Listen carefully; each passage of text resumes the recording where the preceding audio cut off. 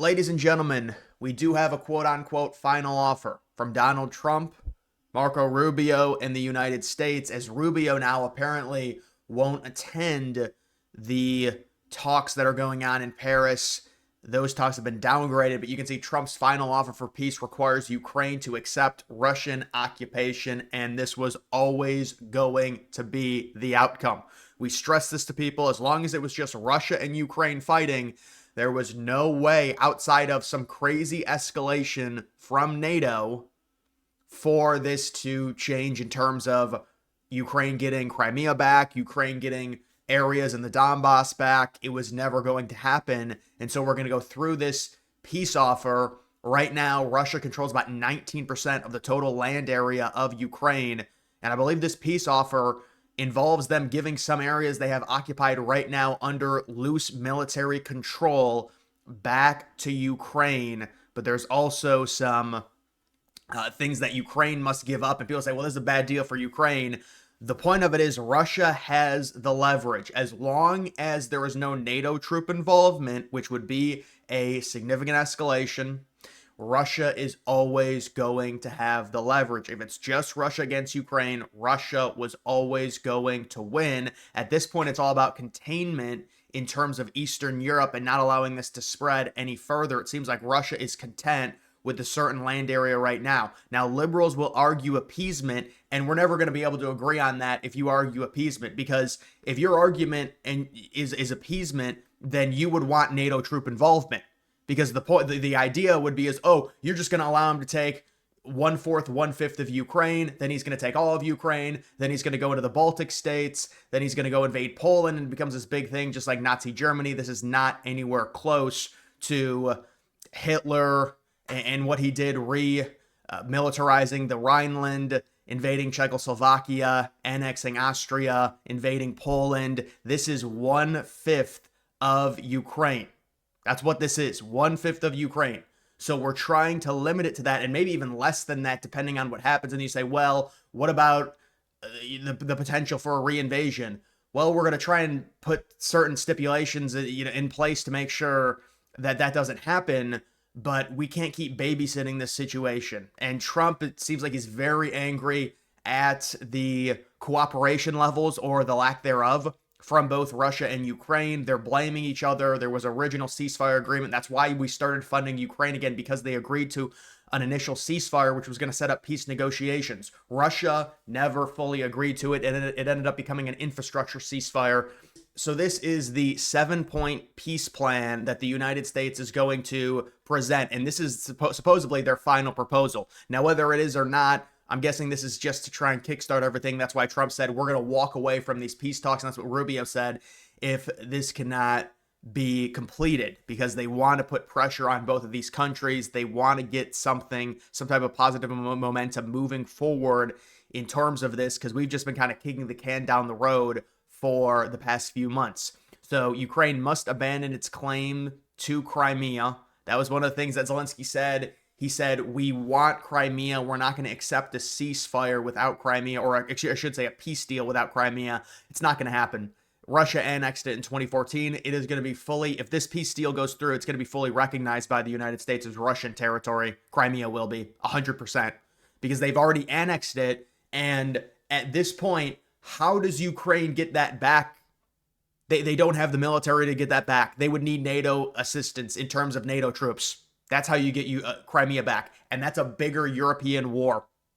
So if you want that, if you want to risk that, that's Europe's problem. We're not going to risk that. We're not going to plunge ourselves into World War III to fight the Russians on behalf of Europe. That's not going to happen. Now, I don't want Russia to take over all of Europe. I don't think they can. That's why we're treating this the way we're treating this in terms of the so-called appeasement to Russia, because we don't think they can, based off of their current military strength and their GDP, their total gross output in terms of military. Now, I will say, I think some people are kind of underestimating Russia based off of their performance in Ukraine. If they really wanted significantly more land in Ukraine, I believe they could, not very easily, but I believe they could get it. It's kind of hard, because when it comes to predicting war, there's so many different variables. Like all the people saying right when Russia invaded, oh, they're going to take Kiev in a week. It's a total mismatch. Well, it's a lot more complicated than that in terms of how many troops you decide to allocate to the front lines in terms of your resource allocation. What does Russia really want out of this? Well, they certainly want an assurance that Ukraine will not be joining NATO. And I think that's another thing right here. Ukraine will refuse to join NATO, but can join the EU. And that ties back into the minerals deal. You can see conclusion of minerals agreement, which Trump said last Thursday that deal with Ukraine was going to be signed this Thursday. Now we'll see what happens with the minerals deal. It's very complicated. There's many different extraction zones within Ukraine. But if you're talking about mining and extracting rare earths, the problem with that is the refinement of the rare earths. Are they going to be refined in Ukraine? Are they going to be refined in the United States? Probably not, based off of our environmental regulations. Or are they going to be refined in another country? I would be fine with refining more rare earths in the United States as long as you can do it relatively safely. But the point here is we think there's going to be a minerals deal with Ukraine. It seems like things are starting to kind of heat up with this. Now, I don't know if this is going to be accepted. You can see the current front line with the Zaporizhia nuclear plant there and the Kherson region, along with Crimea, the occupied territory for Russia. The Zaporizhia nuclear plant will be transferred to the United States. The U.S. will begin energy cooperation with Russia. There is a potential alignment with Russia. The United States developing this loose partnership, loose relationship. There had been previous talks of maybe some type of mineral deal with the Russians in the Donbass region, with the territory that they're going to be annexing, if this is how it plays out. And we'll have to see if that, but it would be an interesting neutral kind of control. Well, I guess it wouldn't be neutral, but we would control the Zaporizhia nuclear power plant and have energy cooperation with Russia. Direct negotiations between Russia or Ukraine and the Russian Federation without security guarantees. Well, the United States doesn't want to have any security guarantees in terms of the end of this war when it comes to Ukraine. That would be the EU and the UK and their dealings with Ukraine in terms of how this would end. Basically, and people are saying, well, Trump is giving Putin everything he wants. The reality of it, as long as there is no NATO troop deployment, you will have very little leverage if you are Ukraine negotiating a peace deal, because you are not anywhere close to as strong as Russia. Your military is depleted. That's just what it is. So it's going to be very hard to demand things from Russia when Russia could say, why would we agree to a peace deal? We can just beat you in a war. And they can say that because there is no NATO escalation. Now, some people think there should be NATO escalation. Well, then why don't you criticize Biden about it? He had multiple years to do that, and they did the exact same thing Trump did. Actually, it was even worse because they weren't even trying to get a peace deal. It was like this, we're just going to, they wanted to sanction Russia to death. That didn't work. And then they said, well, we'll just wait them out. Well, how are you going to wait them out when they've got a much bigger military than Ukraine? How does that work? They're running out of men. So you've also got this, from what I heard, there were some loose areas that were under Russia military control in this peace deal that they would give up. There were. And so you're talking about, well, 19%, is it 17% in terms of total annexed area? It's like 1/6, or maybe a little bit less than 1/6. I believe that's what it is in terms of this U.S. proposal. So this is the tweet I was looking to find that talks about the direct knowledge of the proposal, saying that the United States will recognize Russia control over Crimea and 4 oblasts on the eastern side of Ukraine. Ukraine will not join NATO, however, it could join the EU. All post-2014 sanctions on Russia will be lifted. That would potentially help entice Russia into signing this agreement. United States will enhance economic cooperation with Russia, particularly in the energy and industrial sectors. Ukraine will obtain a robust security guarantee from European countries and like-minded non-European countries. U.S. participation is not mentioned in a security guarantee. This is the same thing we saw with the leaked minerals deal. There was no security guarantee. That was just them paying us back for the amount of money that we sent them to fight the Russians, which, depending on what source you look at, it's around $180 billion. That's why there's potentially going to be a rare earths deal. Now, Ukraine also wants the United States tethered to the region, so we've got some skin in the game possibly to protect Ukraine because of our minerals, but I don't think it would get to the point to where we're fighting the Russians because we want to protect rare earth minerals in Ukraine. that's not worth it at all. Because you're talking about war escalation, and this doesn't make sense. But I think they want us tied to the region mainly. You can see this is another interesting thing. Russia returning small parts of oblasts that they hold. So that's why I said, well, maybe it's only 17 or 18%. I don't know the exact annexed territory that's within this proposal. I mean, it is a significant amount.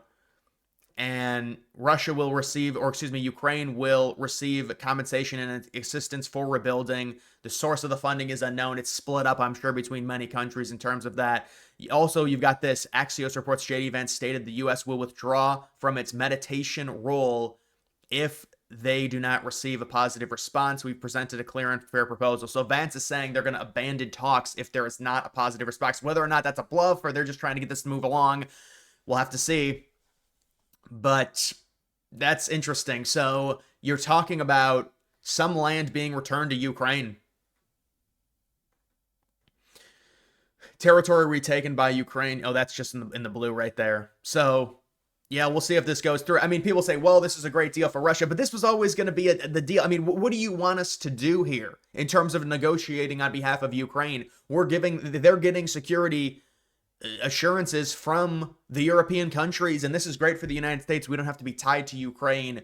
We'll potentially be extracting minerals out of Ukraine, but you also do have the nuclear power plants that would be really, I mean, it doesn't seem like there's going to be any DMZ, which is interesting because that was Trump's original plan. It was to put up a DMZ in between the two countries, but we're going to increase cooperation with Ukraine. We're going to have cooperation with Russia because of that energy deal and the nuclear power plant that we're potentially going to control in Zaporizhia.